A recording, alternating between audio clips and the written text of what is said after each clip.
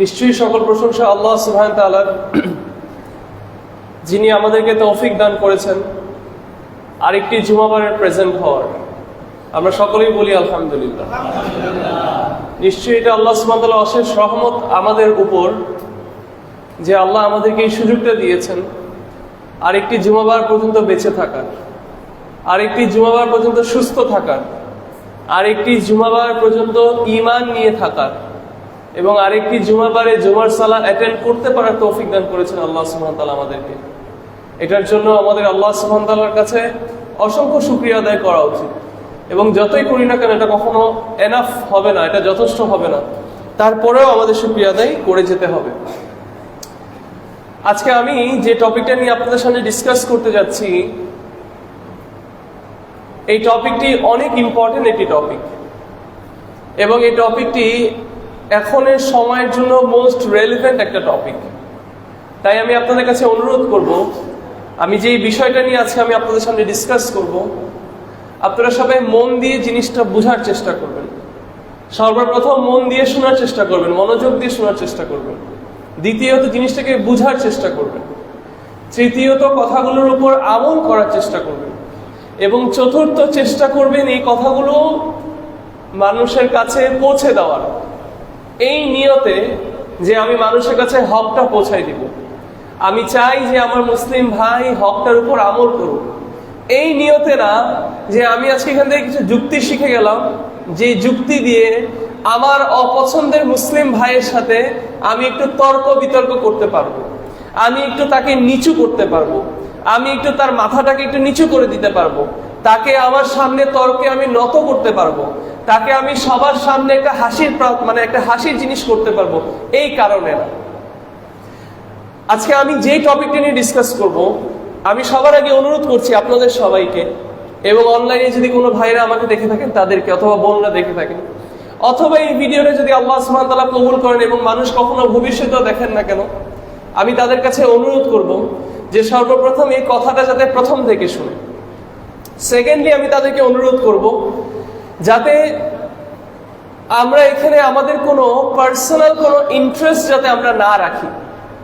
যে কথাগুলো আজকে আমি বলতে যাচ্ছি, যে টপিকটা নিয়ে আমি ডিসকাস করতে যাচ্ছি, আমরা যাতে এই টপিকটা নিয়ে ডিসকাশন করি অথবা কোনো কিছু শুনি একমাত্র এই নিয়তে যে এই বিষয়টাতে আমরা আল্লাহ সুবহানাহু ওয়া তাআলার সন্তুষ্টি লাভ করতে চাই। এখানে আমাদের কারোর সাথে কোনো বিতর্ক না, এখানে আমাদের কারোর সাথে কোনো ঝগড়া না, এখানে আমাদের লক্ষ্য শুধু একটা, এবং সেটা হচ্ছে এক আল্লাহ সুবহানাহু ওয়া তাআলার সন্তুষ্টি লাভ করা। মনে রাখতে হবে, আমরা প্রত্যেক মুসলিম নারী পুরুষ, আমাদের প্রত্যেকের মানুষের সামনে দাঁড়াতে হোক বা না হোক, একদিন আল্লাহর সামনে দাঁড়াতে হবে। ঠিক যেভাবে আল্লাহ সুবহানাহু ওয়া তাআলা আমার গুনার বিষয়গুলো নিয়ে আমাকে ধরবে, আমাকে জিজ্ঞেস করবে, আমাকে প্রশ্ন করবে, ঠিক সেইভাবে আল্লাহ সুবহানাহু ওয়া তাআলা আমাকে মুসলিম হিসাবে আমার প্রত্যেকটি ইবাদতের ব্যাপারেও আমাকে জিজ্ঞেস করবে। আল্লাহ সুবহানাহু ওয়া তাআলা আমাকে প্রত্যেকটা জিনিস যেটা আমি করেছি আল্লাহর সন্তুষ্টি লাভ করার জন্য, সেই বিষয়ে আল্লাহ আমাকে প্রশ্ন করবেন। অতএব কোনো মানুষকে জবাব দেওয়ার আগে আমার নিজেকে এটা মনে করাতে হবে যে আমার প্রত্যেকটা কর্ম যেটা আমি করছি আল্লাহর সন্তুষ্টি লাভ করার জন্য, সেটার বিষয়ে আমার আল্লাহ সুবহানাহু ওয়া তাআলার কাছে গিয়ে জবাব দিতে হবে।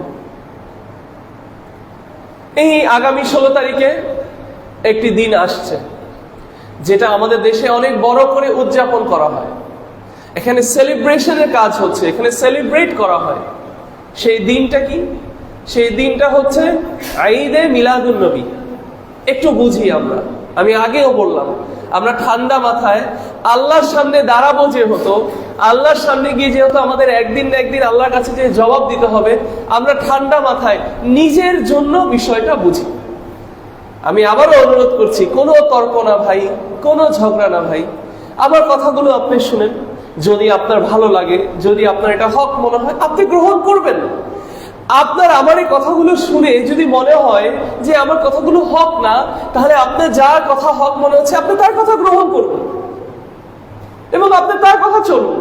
কিন্তু মনে রাখবেন, আমি আপনাকে যেটা বলছি এটার জন্য আমারও আল্লাহকে জবাব দিতে হবে, আপনাকে যে হক বলে কিছু শোনাচ্ছে তারও আল্লাহর কাছে জবাব দিতে হবে, এবং আপনার কর্মের জন্য আপনার আল্লাহর কাছে জবাব দিতে হবে। আমরা অনেক সময় মানুষ কি বলবে সেটাতে এত ব্যস্ত হয়ে যাই যে আমরা হক বাতিলের দৃষ্টিভঙ্গিটাকে আমরা বদলায় ফেলি। আমরা মনে করি যে মানুষের কাছে গ্রহণযোগ্য হবে যে কথাটা, সেই কথাটা বললেই শুধু হলো। কিন্তু আমি এই জন্য বারবার কথা এখানে ঢুকিও নেই, কিন্তু বারবার শুরু করছি কোন দিক দিয়ে? আসলে আমরা আল্লাহকে সন্তুষ্ট করার জন্য এই ডিসকাশনটা করি, আসলে আমরা আল্লাহকে সন্তুষ্ট করার জন্য এই বিষয়টা নিয়ে কথা বলি। ঈদ মিলাদুন নবী, ঈদ মানে কি? ঈদ মানে হচ্ছে সেলিব্রেশন, ঈদ মানে হচ্ছে উদযাপন করা, সেলিব্রেট করা, না? এটা একটা আনন্দের দিন। মিলাদ মানে কি? মিলাদ মানে হচ্ছে জন্মদিন। মিলাদুন নবী মানে হচ্ছে রাসূলুল্লাহ সাল্লাল্লাহু আলাইহি সাল্লামের জন্মদিন। তাহলে আমাদের মুসলিম সমাজের মধ্যে একটা দিনকে আমরা চুজ করে নিয়েছি, যেটাকে আমরা বলছি যে এই দিনটাতে রাসূলুল্লাহ সাল্লাল্লাহু আলাইহি সাল্লাম জন্মগ্রহণ করেছেন। অতএব এই দিনটাতে আমরা ঈদ উদযাপন করব, আমরা এই দিনটাতে আমরা আনন্দ করব, এই দিনটাতে আমরা সেলিব্রেট করব। বুঝতে পেরেছি বিষয়টা? আচ্ছা, এইবার আমাদের যে পজিশনটা আগে সেটা ক্লিয়ার করে ফেলি। আমি এই জায়গায় দাঁড়ায় আপনার কাছে যেটা বলতে চাচ্ছি এই ঈদে মিলাদুন নবীর ব্যাপারে, সেটা হচ্ছে যে এই দিনটাকে সেলিব্রেট করা ইসলামিক শরিয়তে জায়েজ না। কি বলছি আমি? যে এই দিনটাকে সেলিব্রেট করা, এই দিনটাকে উদযাপন করা ইসলামের শরিয়তে জায়েজ না। কিন্তু একটা কথা কি আমি শুধু বলেই চলে যেতে পারবো? শুধু কি আমি বলতে পারবো জায়েজ না, এটা বললে কি হলো? না, আমাদের তো বুঝতে হবে যে কেন জায়েজ না, আপনি কেন বলছেন এই দিনটা জায়েজ না। আমি এই দিনটার মধ্যে আমার নবীর ভালোবাসাকে আমি প্রমাণ দিচ্ছি, এই দিনটাতে আমি এমন কিছু কাজ করছি যেটা আমি বলছি যে এটা করে আমি নবীর ভালোবাসার প্রমাণ দিচ্ছি। সমস্যা কি এখানে? তাহলে আমাদের বুঝতে হবে সমস্যাটা কি। আজকে আমার খুতবা জুড়ে আমি এই ডিসকাশনগুলোই করব, কিছু পয়েন্ট আকারে আপনাদের সামনে কিছু দলিল পেশ করে আমি প্রমাণ করার চেষ্টা করব যে ঈদ মিলাদুন নবী কেন আমাদের সেলিব্রেট করা উচিত না, কেন এখানে শরিয়তের কোনো এই জিনিসটা শরিয়তে কোনো জায়গা নেই। সর্বপ্রথম রাসূলুল্লাহ সাল্লাল্লাহু আলাইহি সাল্লাম মুসনাদ আহমেদ, ইমাম আহমেদের যে মুসনাদটা আছে, এবং আত-তিরমিজি, এই দুইটা গ্রন্থের মধ্যে রাসূলুল্লাহ সাল্লাল্লাহু আলাইহি সাল্লাম আমাদের একটা হাদিসে বলছেন যে তোমরা আমার সুন্নাহকে আগলায় ধরে রাখো। কি করো? তোমরা আমার সুন্নাহকে আগলায় ধরে রাখো, এবং খুলাফাউর রাশিদিন, যে চারজন খুলাফার রাশিদিন, যেখানে আমরা কাকে বলি? আবু বকর সিদ্দিক, ওমর বিন খাত্তাব, ওসমান বিন আফফান আর আলী ইবনে আবি তালিব, এই চারজন রাদিয়াল্লাহু আনহুম। রাসূলুল্লাহ বলছেন যে তোমরা আমার সুন্নাহকে আগলায় ধরে রাখো, এবং রাইটলি গাইডেড ক্যালিফ যারা, তাদেরকে মানে আমার সাহাবীদেরকে তুমি তাদের সুন্নাহকে তুমি টাইটলি ধরে রাখো। এবং এটা উদাহরণ দিয়ে বলছে যে এমন টাইটলি ধরো যে দাঁতের কোনায় আমরা যখন কোনো কিছু চেপে ধরি সেটা কি অনেক অনেক শক্ত করে হয় না? আপনি সামনের দাঁত দিয়ে যদি কিছু ধরেন, টান দিলে আপনার দাঁত ভেঙে যেতে পারে, কিন্তু আপনার কোনার দাঁতগুলো দিয়ে যখন কিছু চেপে ধরবেন এটা কিন্তু সহজে টেনেই করা যায় না। এই জন্য আমরা মাংস যেগুলো নরম ছিঁড়ার সময় আমরা কি করি? আমরা সামনের দাঁত দিয়ে ছিঁড়ি। আর যদি একটু শক্ত মাংস, ধরো হাড্ডি হয়, তখন আমরা কি করি? কোন এই জন্য ওই যে সুগার কেন খাই না, সুগার কেন কখন কাউকে দেখছেন সামনের দাঁত দিয়ে ছিঁড়তে? না, সাইডের দাঁত দিয়ে এভাবে করে করে ছিঁড়ে। কেন? কারণ এটা শক্ত জিনিস, তাহলে ভিতরে জোরটা অনেক বেশি পাবে। হাদিসে এই ভাষা বলা হচ্ছে, এবং এই হাদিসে বলা হলো কি, যেটা আমরা খুতবার মধ্যে বারবার বলি, কুল্লু বিদআতিন দালালা ওয়া কুল্লু দালালাতিন ফিন্নার। রাসূলুল্লাহ সাল্লাল্লাহু আলাইহি ওয়াসাল্লাম বলেন সকল বিদআ হচ্ছে মিসগাইডেন্স, দালালা পথভ্রষ্টতা, এবং সকল পথভ্রষ্ট জিনিস কোথায়? জাহান্নামে যাবে। আচ্ছা, তাহলে এই হাদিসটার দিকে যদি আমরা তাকাই, এবং আল্লাহ সুবহানাহু ওয়া তাআলা কোরআনে আরেকটা আয়াতে কি বলছেন? আল ইয়াউমা আকমালতু লাকুম দীনাকুম ওয়া আতমামতু আলাইকুম নি'মাতি ওয়া রাদিতু লাকুম আল ইসলাম দীনা। এই দিনে আমি কি করেছি? এই দিনে আমি, আল্লাহ সুবহানাহু ওয়া তাআলা যখন এই আয়াতটা নাজিল হয়েছে, উলামারা বলছে সেই দিনে দিনটাকে কমপ্লিট করা হয়েছে। এই দিনটা আল্লাহ সুবহানাহু ওয়া তাআলা কমপ্লিট করে দিয়েছেন, এবং আমাদের উপর যে নিয়ামত আল্লাহ সুবহানাহু ওয়া তাআলা আমাদের উপর ফেভারটা আল্লাহ কমপ্লিট করে দিয়েছেন। এই জন্য সালাফরা বলেন যে সেই দিন যেটা দিন ছিল সেটা আজকেও দিন। সেই দিন, এই আয়াতটা যখন নাযিল হয়েছিল সেই সময় যেটা দিনের অন্তর্ভুক্ত ছিল না সেটা আজকেও দিনের অন্তর্ভুক্ত না। এটা কে বলছে? আল্লাহ সুবহানাহু ওয়া তাআলা আয়াতেই বলছেন না, আল ইয়াউমা আকমালতু লাকুম দীনাকুম, তোমাদের জন্য আজকে আমি দিনটাকে কমপ্লিট করে দিলাম, পূর্ণ করে দিলাম, বাস। তাহলে এখন আমি যে হাদিসটা বললাম এবং যে আয়াতটা বললাম, এই হাদিস এবং এই আয়াতের আলোকে যদি আমরা তাকাই, তাহলে আমরা একটু শান্তভাবে নিজেদেরকে প্রশ্ন করি, তো কোরআনের কোথাও কি রাসূলুল্লাহ সাল্লাল্লাহু আলাইহি সাল্লামের জন্মদিনটাকে, জন্মের যে দিনটা, সেই দিনটাকে উদযাপন করার কথা কোথাও বলা আছে? সোজা প্রশ্ন। যদি কেউ বলে আছে, তার আমাদেরকে আয়াতটাকে স্পষ্টভাবে দেখাতে হবে যে এই আয়াতের ব্যাখ্যা, এটা হচ্ছে আয়াত, এই আয়াতের ব্যাখ্যা হচ্ছে এটা, এই ব্যাখ্যার উপর আমল করেছে অমুক অমুক অমুক অমুক অমুক সাহাবী, বাস, সিম্পল। কোনো তর্কের কিছু নাই, এটা ওখানে কোনো বিতর্কের কোনো কিছু নাই, সিম্পল কথা। আমাদের পজিশনটা কি? আমাদের কথা হচ্ছে এই আয়াত এবং এই হাদিসটাকে যদি আমরা খেয়াল করি ভালোভাবে এবং এটার উপর যদি আমরা আমল করি, তাহলে আমরা দেখব যে না কোরআনের কোথাও অথবা না কোনো সাহাবীর আমলে আমরা কি দেখছি, যে তারা কোনোদিন রাসূলুল্লাহ সাল্লাল্লাহু আলাইহি ওয়াসাল্লাম নবী হওয়ার পরেও যে রাসূলকে বলেছেন, ইয়া রাসূলুল্লাহ আপনার জন্মের দিনটা কবে, একদম স্পষ্ট করে একটু বলেন তো। তো রাসূলুল্লাহ সাল্লাল্লাহু আলাইহি ওয়াসাল্লাম বললো এই এত তারিখ।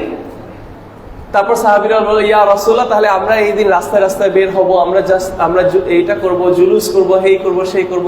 কোন সাহাবী কি কোনোদিন করেছে? কোন একজন সাহাবীকে আমরা এটা দেখাতে পারি? একজন সাহাবীর পরে যে জেনারেশন ছিল আর তাবিঈন, তাদের যদি দেখাতে পারি, আতবাউ তাবিঈন, তারপর যে জেনারেশনটা ছিল, যেটা হাদিসের মধ্যে বলা হয়েছে যে শ্রেষ্ঠ জেনারেশন রাসূলুল্লাহ সাল্লাল্লাহু আলাইহি ওয়াসাল্লাম আমার জেনারেশন, তারপরের জেনারেশন, তারপরের জেনারেশন, এই জেনারেশনে যদি একজনকে একটু দেখাতে পারতাম আমরা যে এই আমলটা করেছে, তাহলে আমরা দেখছি না করে নেই। তাহলে আমাদের বুঝতে হবে আমরা কি এমন কোনো কিছু করে ফেলছি না আল্লাহর নবীর প্রতি ভালোবাসা দেখানোর জন্য, যেটা কোরআনে কোথাও বলা হয়নি, যেটা হাদিসে কোথাও বলা হয়নি, যেটা নবীর আমলে পাওয়া যায় না, যেটা সাহাবীদের আমলে পাওয়া যায় না। তাহলে কি বিষয়টা আমাদের জন্য বোঝাটা অনেক বেশি কঠিন? এটা গেল 1 নাম্বার পয়েন্ট। 2 নাম্বার পয়েন্ট, এই যে জন্মদিন উদযাপন করা, জন্মদিন সেলিব্রেট করা। দেখেন আমরা যারা একটু প্র্যাকটিসিং না, তারা আমাদেরকে যখন এসে বলে যে আমি কি বার্থডে সেলিব্রেট করতে পারবো, তখন আমরা তাদেরকে কি বলছি? না, এটা হারাম, এটা হারাম। তো তারা যদি কখনো বলে যে ও এটা হারাম আপনি বলছেন, তাহলে আপনারা যে নবীর বার্থডে সেলিব্রেট করেন, বিষয়টা দেখেন। তাহলে এখন যদি কোনো সুন্নাহ থেকে যদি প্রমাণিত হতো, ঠিক আছে, আমার কোনো সমস্যা নেই, কিন্তু সুন্নাহ থেকে প্রমাণিত না, কোরআন থেকে প্রমাণিত না। যেহেতু কোরআন এবং সুন্নাহ থেকে প্রমাণিত না, অতএব এই আমলটা কাদের আমাদের দেখতে হবে? আমরা যদি খ্রিস্টানদের দিকে তাকাই, খ্রিস্টানদের একটা দিন আছে ক্রিসমাস, শুনেছি আমরা সবাই, ডিসেম্বরের 25 তারিখ ক্রিসমাস। এই ক্রিসমাসটা আসলে কি? এই ক্রিসমাসটা হচ্ছে ঈসা আলাইহিস সালামের জন্মদিন। আসল জন্মদিন নাকি না ওটা বলছি না আমি, কিন্তু খ্রিস্টানরা এটা বিশ্বাস করে যে ওনার জন্মদিন হচ্ছে এটা, এবং এই জন্য আমরা আজকে ওনার বার্থডে পালন করব। তাহলে এখন বলতে পারেন তো সমস্যা কি এটাতে? সমস্যা হচ্ছে রাসূলুল্লাহ সাল্লাল্লাহু আলাইহি ওয়াসাল্লাম, ইমাম আহমেদের মুসনাদে এই হাদিসটা এসেছে, এবং আবু দাউদের বই, যে বইটা আছে সুনান আবি দাউদ, সেখানের মধ্যেও এই হাদিসটা এসেছে, যেখানে রাসূলুল্লাহ সাল্লাল্লাহু আলাইহি ওয়াসাল্লাম বলেছেন যে whoever imitates or resembles a people is one of them। মানে রাসূলুল্লাহ সাল্লাল্লাহু আলাইহি ওয়াসাল্লাম বলেছে যে অন্য কারো কপি করলো, যাদেরকে ইমিটেট করলো, যাদেরকে অনুকরণ করলো, সে তাদের অন্তর্ভুক্ত। তাহলে কেউ যদি খ্রিস্টানদের অনুকরণ করে, তাহলে সে খ্রিস্টানদের অন্তর্ভুক্ত, স্পেশালি তাদের ইবাদতে। কারণ আপনি যদি বলেন খ্রিস্টানরা তো ঘড়ি পরে, তাহলে আপনি ঘড়ি পরেন কেন? খ্রিস্টানরা তো তাহলে চশমা পরে, আপনি চশমা পরেন কেন? না, এখানে ইবাদতের কথা বলা হচ্ছে। ইবাদতের কোনো জিনিস অথবা এমন কোনো জিনিস যেটা ওদের জন্য আলাদা, সেটা যদি আপনি অনুকরণ করেন, রাসূলুল্লাহ সাল্লাল্লাহু আলাইহি ওয়াসাল্লাম হাদিসে বলছেন কি তুমি তাদের অন্তর্ভুক্ত। আরেকটা হাদিসে রাসূলুল্লাহ সহিহ আল মুসলিমে হাদিসটা এসেছে, রাসূলুল্লাহ সাল্লাল্লাহু আলাইহি ওয়াসাল্লাম কি বলেছেন? তুমি ভিন্ন হও, বি ডিফারেন্ট। কাদের থেকে? ফ্রম দ্য মুশরিকিন, মুশরিকদের থেকে তুমি ভিন্ন হও। মানে তুমি এমন কোনো কিছু করো না যেটা তারা করে।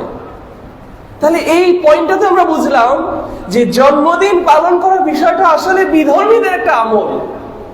তাহলে আমাদের মুসলিমদের এটা শোভা দেয় না যে আমরা, এটা রাসূলুল্লাহ সাল্লাল্লাহু আলাইহি ওয়াসাল্লামের অর্ডার। দেখেন আমার এই কথাগুলো সকলে কি নবীকে ভালোবাসি দেখে ওনার অর্ডারকে আমরা মেনে চলছি। তাহলে ওনার অর্ডার যে এই কাজগুলো তোমরা করো না, তাহলে আমরা বলি সেই জন্য আমরা করব না। আচ্ছা, তৃতীয়, ঈদে মিলাদুন নবী করতে গিয়ে রাসূলুল্লাহ সাল্লাল্লাহু আলাইহি ওয়াসাল্লামের জন্ম মানে আমরা উদযাপন করতে গিয়ে, পালন করতে গিয়ে আমরা অনেক সময় বাড়াবাড়ি করে ফেলছি। অনেকে আমরা দেখছি যে সালাত তারা ভুলে যাচ্ছে এবং তারা এমন পর্যায়ে চলে যাচ্ছে যে রাসূলুল্লাহ সাল্লাল্লাহু আলাইহি ওয়াসাল্লামকে মানে ওনার সম্মানটা, ওনার যতটুকু দরকার তার থেকে বেশি ডিসকাশনে চলে যাচ্ছে, বেশি সেলিব্রেশন, এটা লেভেলটা বাড়ায় ফেলছে। দেখেন রাসূলুল্লাহ সাল্লাল্লাহু আলাইহি ওয়াসাল্লাম বুখারীর হাদিসে কি বলেছেন? সহিহ আল বুখারীতে রাসূলুল্লাহ সাল্লাল্লাহু আলাইহি ওয়াসাল্লাম বলছেন যে তোমরা আমার বিষয়ে বাড়াবাড়ি করো না। তোমরা আমার বিষয়ে বাড়াবাড়ি করো না। যেভাবে খ্রিস্টানরা ঈসা আলাইহিস সালাম, মারিয়াম আলাইহিস সালামের ছেলেকে নিয়ে যেভাবে বাড়াবাড়ি করেছে, তোমরা এভাবে করে বাড়াবাড়ি করো না। আমি আল্লাহর একজন বান্দা, সো তোমরা বলো যে আমি আব্দুল্লাহ, আমি আল্লাহর আব্দ এবং আল্লাহর রাসূল।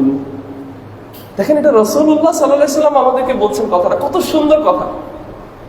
বাড়াবাড়িও করো না, ছাড়াছাড়িও করো না, যতটুকু বলেছি ততটুকু করো। সুবহানাল্লাহ। তাহলে এই জায়গায় কি আমি ঈদে মিলাদুন নবী পালন না করে কি আমি নবীকে অমান্য করছি নাকি নবীকে মানছি? কি বলেন ভাই, মানছি নাকি অমান্য করছি?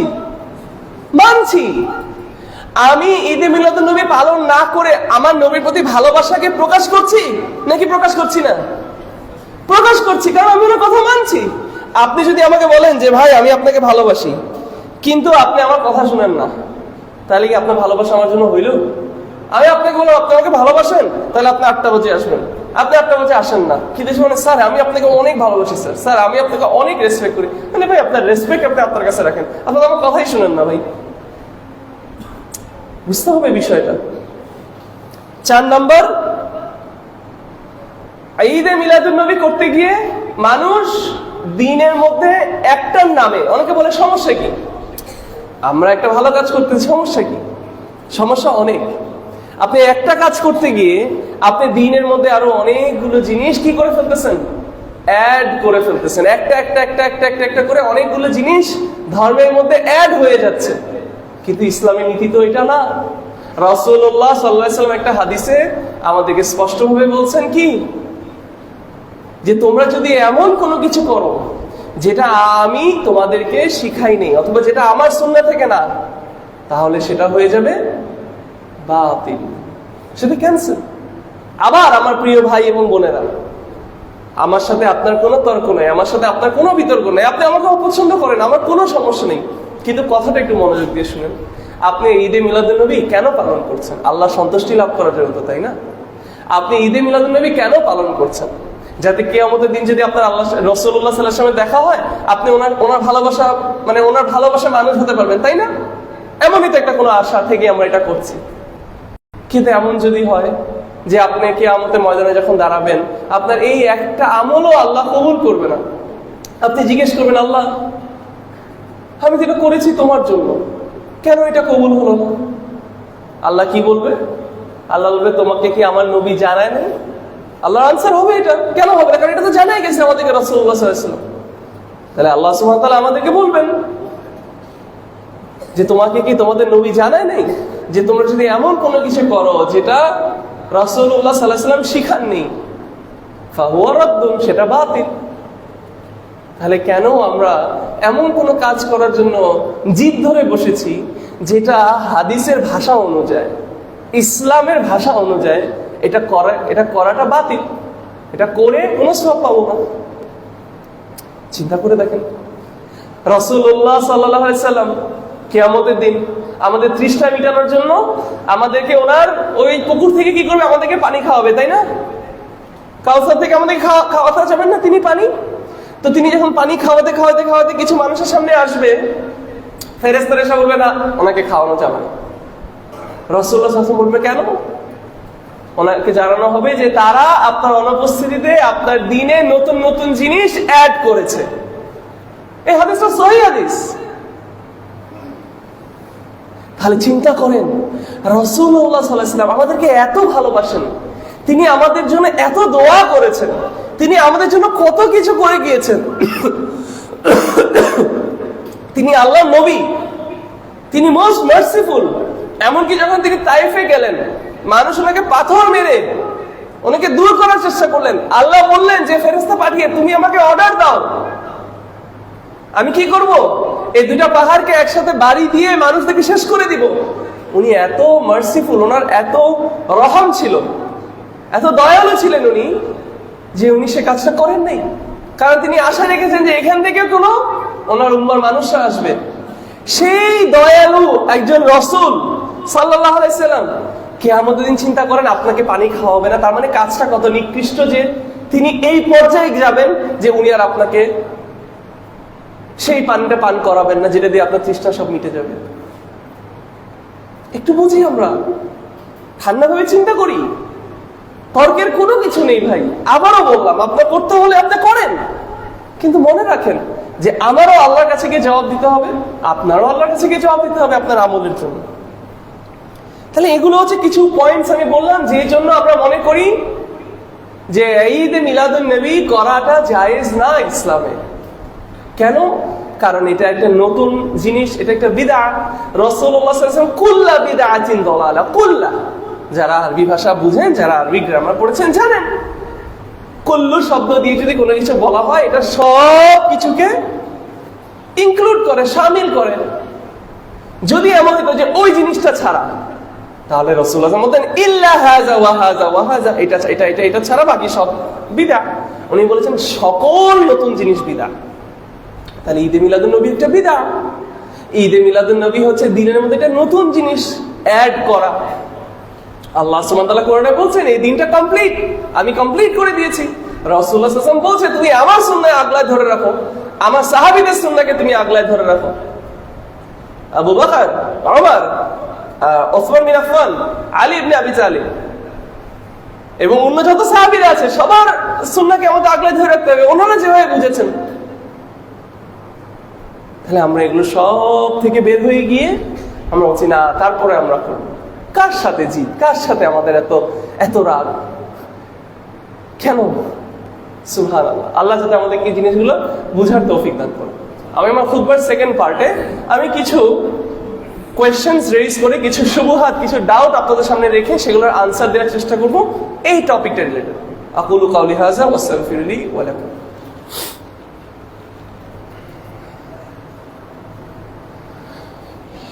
ইন্নাল হামদুলিল্লাহ নাহমাদুহু ওয়া নাস্তাঈনুহু ওয়া নাস্তাগফিরুহু ওয়া নাউযু বিল্লাহি মিন শুরুরি আনফুসিনা ওয়া মিন সাইয়্যাতি আমালিনা মান ইয়াহদিহিল্লাহু ফালা মুদিল্লা লাহু ওয়া মান ইউদ্লিল ফালা হাদিয়া লাহু ওয়া আশহাদু আন লা ইলাহা ইল্লাল্লাহ ওয়াহদাহু লা শারীকা লাহু ওয়া আশহাদু আন্না মুহাম্মাদান আবদুহু ওয়া রাসূলুহু আম্মা বা'দ। আল্লাহুম্মা সাল্লি আলা মুহাম্মাদ ওয়া আলা আলি মুহাম্মাদ কামা সাল্লাইতা আলা ইব্রাহিম ওয়া আলা আলি ইব্রাহিম ইন্নাকা হামিদুম মাজিদ। اللهم بارك على محمد وعلى آل محمد كما باركت على إبراهيم وعلى آل إبراهيم إنك حميد مجيد। আচ্ছা, একটা কথা আসতে পারে যে ভালো কাজ করছি, সমস্যাটা কোথায় ভাই আপনার?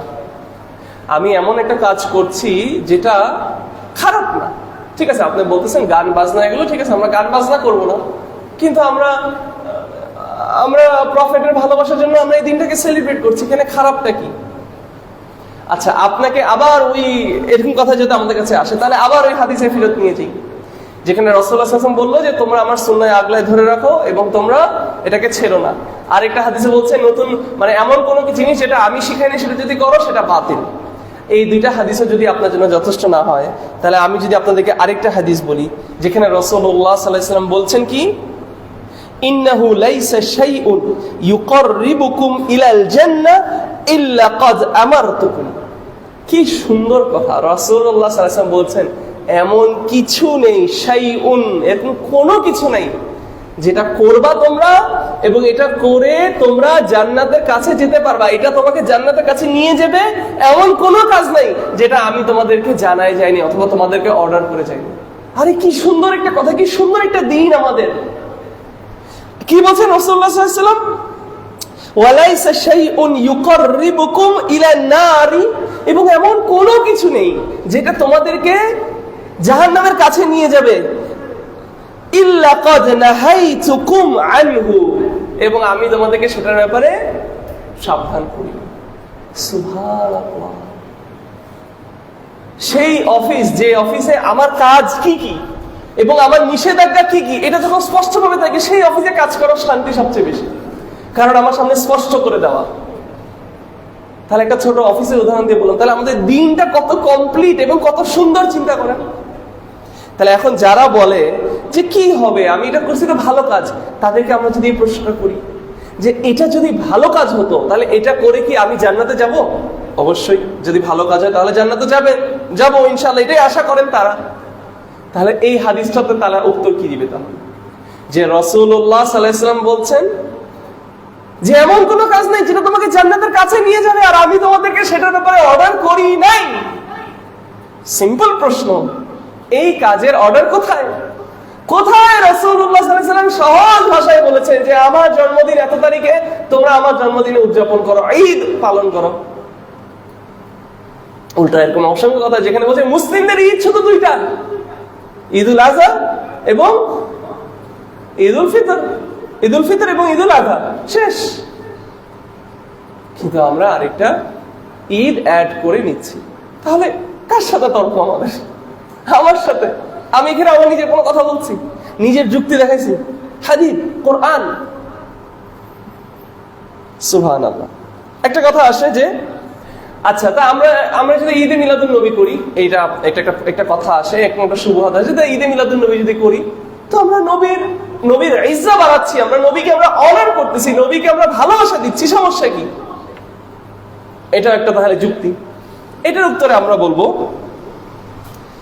যে আমরা কি নবীকে সবচেয়ে বেশি ভালোবাসি নাকি সাহাবীরা বেশি ভালোবাসে? সোজা প্রশ্ন। আমরা রাসূলুল্লাহ সাল্লাল্লাহু আলাইহি ওয়াসাল্লামকে কি বেশি ভালোবাসতে পারি নাকি সাহাবীরা তাকে সবচেয়ে বেশি ভালোবাসা দিয়েছেন? সাহাবীরা। এই কথাটা আপনাদের ভালো না লাগতে পারে, মানে কথাটা মনে হতে পারে এটা তো আপনার একটা যুক্তি। দেখেন এই হাদিসে কি বলছেন। উরওয়া ইবনে মাসউদ তিনি কুরাইশদের কাছে গিয়ে বলেছেন যে হে মানুষরা, ওয়াল্লাহি আমি অনেক রাজাদের কাছে গিয়েছি, আমি কাইসারের কাছে গিয়েছি, আমি নাজাশির কাছে গিয়েছি, এরকম আমি অনেক রাজাদের কাছে গিয়েছি, কিন্তু ওয়াল্লাহি আমি এমন কোন রাজাকে দেখি নাই যার সাহাবীরা তাকে এত সম্মান করে রাসূলুল্লাহ সাল্লাল্লাহু আলাইহি ওয়াসাল্লামের সাহাবীদের মতো। বুঝলেন না মনে হয়? একটু উদাহরণ দিই। উনি বলতেছে যে মুহাম্মদ সাল্লাল্লাহু আলাইহি ওয়াসাল্লাম যে তাদেরকে কোনো অর্ডার দেয়, তিনি সাথে সাথে সেটা পালন করে। রাসূলুল্লাহ সাল্লাল্লাহু আলাইহি ওয়াসাল্লাম যদি ওযু করে, ওযু করে, তাদের মধ্যে প্রতিযোগিতা লেগে যায় যে কে গিয়ে আগে ওনার ওযুর পানিটা ধরতে পারবে। আমি কি আপনাদেরকে বুঝাতে পারছি বিষয়টা? মানে একটা মানুষকে এত ভালোবাসতে পারেন কেউ যে তিনি যখন ওযু করে তার গায়ে থেকে যখন পানিগুলো পড়তো, সাহাবীরা তারা উড়া করতো কে গিয়ে আগে ওই পানিটা নিবে, কারণ রাসূলুল্লাহ সাল্লাল্লাহু আলাইহি ওয়াসাল্লাম সবকিছুই বরকতময়, এটা নিয়ে আমাদের কোনো সন্দেহ নেই। বুঝতেছেন বিষয়টা? তিনি বলছেন যে যখন তিনি কথা বলেন সবাই নিচ থেকে চুপ হয়ে যায় এবং তারা ওনার চোখে চোখেও তাকায় না, ওনাকে এত সম্মান করে। এবং এটা তো জাস্ট একটা কথা বললাম, আপনি হাদিসের গ্রন্থে যান, আপনি অসংখ্য জায়গা পাবেন রাসূলুল্লাহ সাল্লাল্লাহু আলাইহি ওয়াসাল্লামের জন্য মা তার সন্তানকে দিয়ে দিচ্ছে, সন্তান মানে বাবা তার সন্তানকে দিয়ে দিচ্ছে, তার নিজের জান দিয়ে দিচ্ছে, একজনের চোখ চলে গেছে, বলতেছে আমি আরেক চোখ দিয়ে দিব আমার নবীর জন্য। যুদ্ধের মধ্যে ওনার সামনে এসে ঢালের মতো দাঁড়ায় থাকতেছেন, তারা তাদের জান দিয়ে রাসূলুল্লাহ সাল্লাল্লাহু আলাইহি ওয়াসাল্লামের সামনে ছিলেন। এরকম ভালোবাসা ওনাদের রাসূলুল্লাহ সাল্লাল্লাহু আলাইহি ওয়াসাল্লামের জন্য ছিল। একটা সাধারণ যুক্তি আমাদেরকে কি বলে, যদি এমন কোন কাজ করে নবীর প্রতি ভালোবাসার প্রমাণ দেওয়া যাইতো, যদি এমন কোন কাজ করে আল্লাহ সন্তুষ্টি লাভ করা যেত, যাদেরকে বলা হচ্ছে রাদিয়াল্লাহু আনহুম ওয়া রাদু আন, আল্লাহ তাদেরকে নিয়ে সন্তুষ্ট, তারা আল্লাহকে নিয়ে সন্তুষ্ট এবং আল্লাহ তাদেরকে নিয়ে সন্তুষ্ট, এই শ্রেণীর মানুষরা কেন কোনোদিন এই দিনটা উদযাপন করলো না? আমাকে একটু বলেন তো, একটু নিজেদেরকে প্রশ্ন করি না, ঠান্ডাভাবে নিজেদেরকে একটু প্রশ্ন করি। কেন একজন সাহাবী, কেন আবু বকর সিদ্দিক রাদিয়াল্লাহু আনহু ওনার খেলাফতের সময় কেন এই দিনটাকে উনি নির্ধারণ করলেন না উদযাপন করার জন্য? সহিহ হাদিস সহিহ সনদ দিয়ে একটু এনে দেন তো দেখি। কেন ওমর বিন খাত্তাব, যিনি যখন রাসূলুল্লাহ সাল্লাল্লাহু আলাইহি ওয়াসাল্লাম মারা গিয়েছেন, উনি মেনে নিতে পারছিলেন না, উনি তলোয়ার বের করে বলছেন যে কেউ যদি বলে রাসূলুল্লাহ সাল্লাল্লাহু আলাইহি সাল্লাম মারা গিয়েছে, আমি তার গলা ফালাই দেব।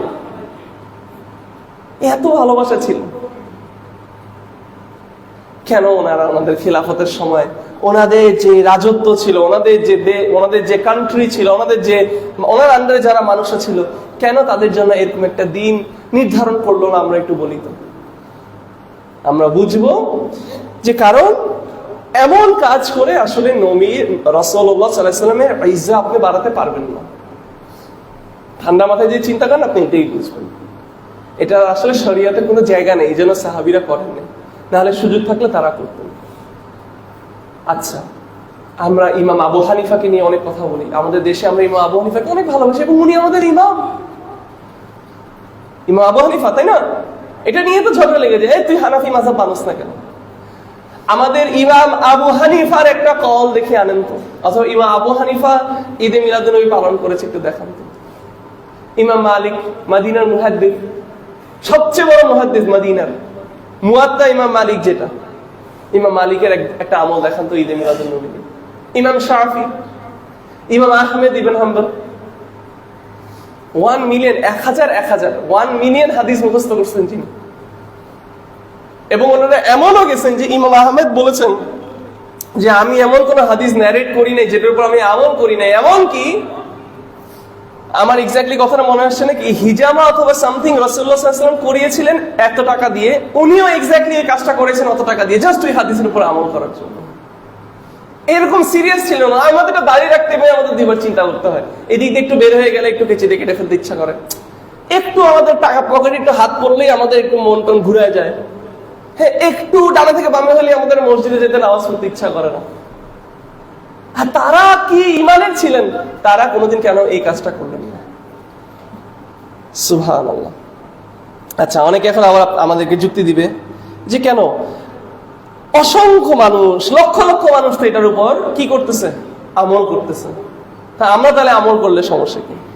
তাহলে আমরা তাকে জবাবে বলবো যে আপনি যদি মনে করেন যে কোনো কিছু বেশি করাটাই হচ্ছে সেটার হক হওয়ার প্রমাণ, তাহলে আল্লাহ সুবহানাহু ওয়া তাআলা যে কোরআনের মধ্যে বলছেন ওয়া ইন তুতি আকসারা মিন মান ফিল আরদি ইউদিল্লুকা আন সাবিলিল্লাহ, তুমি যদি আরদের মধ্যে, জমিনের মধ্যে বেশি সংখ্যকের কথা শুনে তুমি যদি চলো, তুমি দলালার দিকে যাবা, তুমি আল্লাহর রাস্তা থেকে তুমি সরে যাবে।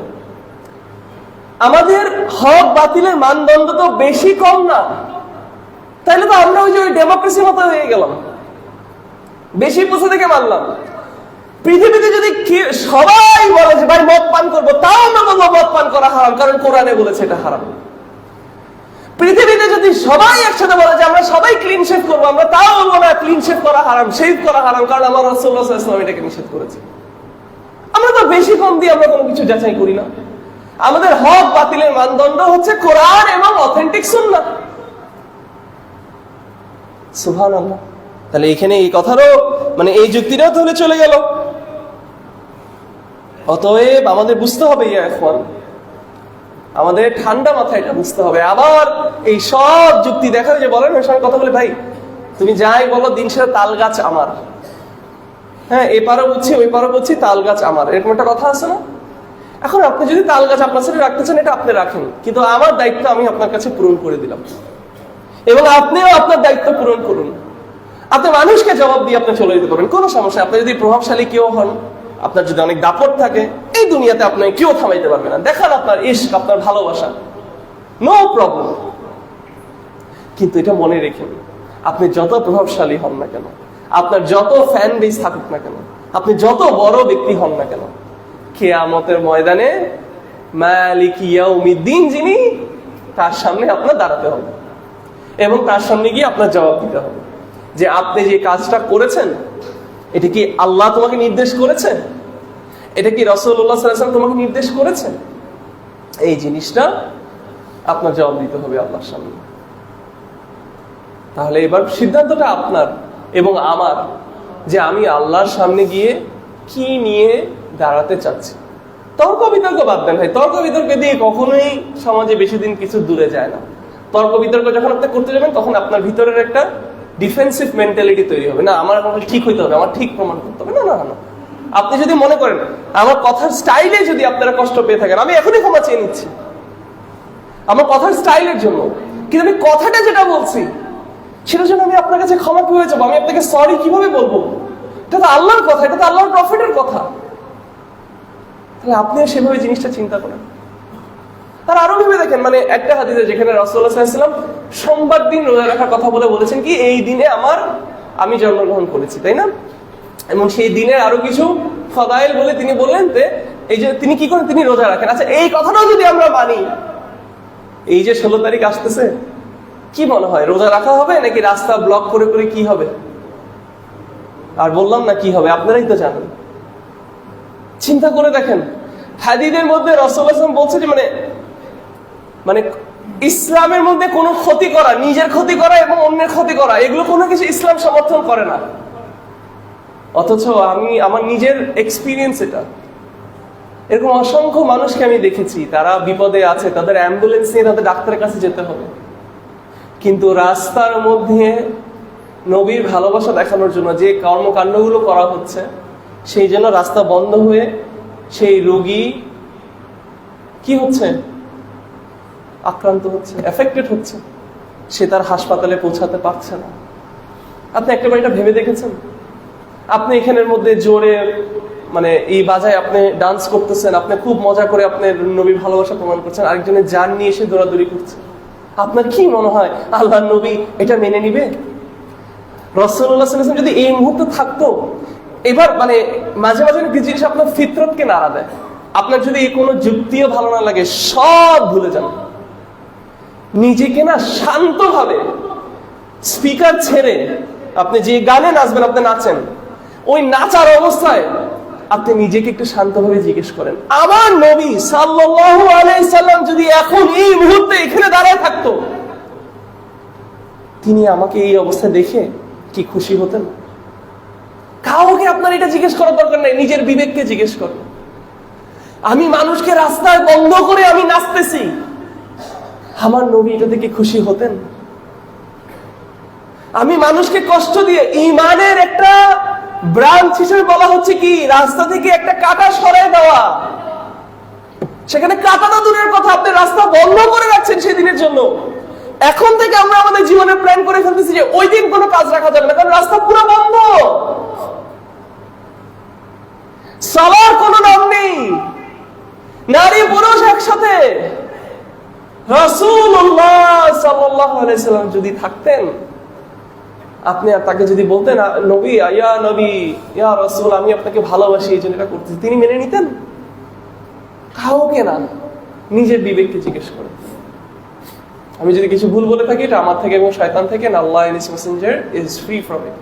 আল্লাহ তুমি আমাদেরকে তৌফিক দান করো, যাতে এই যে কথাগুলো বললাম এগুলো যাতে আমাদের অন্তরে ঢুকে, এগুলো যাতে আমাদের ইগোকে যাতে হার্ট না করে, এগুলোর মধ্যে যাতে আমরা আমাদের অহংকারকে জায়গা না দিতে পারি। ইয়া আল্লাহ তুমি আমাদেরকে তৌফিক দান করো যাতে এই কথাগুলো আমাদের অন্তরে ঢুকে এবং আমরা যাতে আমাদের আমলে কথাগুলো আনতে পারি। আল্লাহ তুমি আমাদেরকে তৌফিক দান করো যাতে আমরা তোমার সন্তুষ্টির জন্য যা করি না কেন সেটা যাতে তোমার কোরআন এবং তোমার প্রফেট সাল্লাল্লাহু আলাইহি ওয়াসাল্লামের সুন্নাহ অনুযায়ী হয়। আল্লাহ তুমি আমাদেরকে তৌফিক দান করো যাতে আমরা সেই সব কাজ থেকে দূরে থাকতে পারি যেটার জন্য আমরা দুনিয়ায় মনে করে যাবো আমরা লাভবান, কিন্তু কিয়ামতের দিন তোমার সামনে দাঁড়িয়ে আমরা লজ্জিত হব, কারণ এটা কখনোই দিনের একটা পার্ট ছিল না। আল্লাহ তুমি আমাদেরকে হকের উপর থাকার তৌফিক দান করো। আল্লাহ তুমি আমাদেরকে সঠিক ইসলাম পালন করার তৌফিক দান করো। আল্লাহ তুমি আমাদের একটা রাষ্ট্র হিসাবে, একটা জাতি হিসাবে আল্লাহ তুমি আমাদেরকে হেদায়েত দান করো। আল্লাহ তুমি আমাদের রাষ্ট্রপ্রধানদেরকে আল্লাহ তুমি হেদায়েত দান করো, তাদেরকে এবং আমাদেরকে সঠিক দিনের বুঝ দাও, আমাদেরকে হারাম থেকে দূরে থাকার তৌফিক দান করো, আমাদেরকে দিন অনুযায়ী, ইসলাম অনুযায়ী নিজের জীবন চালানোর তৌফিক দান করো। ইয়া আল্লাহ, ইয়া আল্লাহ তুমি আমাদের ভুল কাজগুলোর জন্য আমাদেরকে ক্ষমা করো। আমাদের মুসলিম ভাই বোনরা পৃথিবীর যেখানেই আছে, যারা কষ্টে আছে, আল্লাহ তুমি তাদের কষ্ট তাদের থেকে সরিয়ে দাও। আল্লাহ, আল্লাহ তুমি মজলুমদেরকে সাহায্য করো। ইয়া আল্লাহ, আল্লাহ তুমি জালেমদেরকে তুমি দেখে নাও। ইয়া আল্লাহ, আল্লাহ তুমি আমাদেরকে মুসলিম হিসেবে মৃত্যুবরণ করার তৌফিক দান করো। আল্লাহ তুমি আমাদেরকে তোমার সন্তুষ্টি নিয়ে, তোমার সন্তুষ্টি অর্জন করে আল্লাহ তুমি আমাদেরকে এই পৃথিবী থেকে যাওয়ার তৌফিক দান করো, এবং তুমি আমাদেরকে তোমার নবী রাসূলের সাথে আল্লাহ জান্নাতুল ফেরদৌসে তুমি একসাথে করো। আকুলু কাউলি হাযা ওয়াস্তাগফিরু লি ওয়া লাকুম।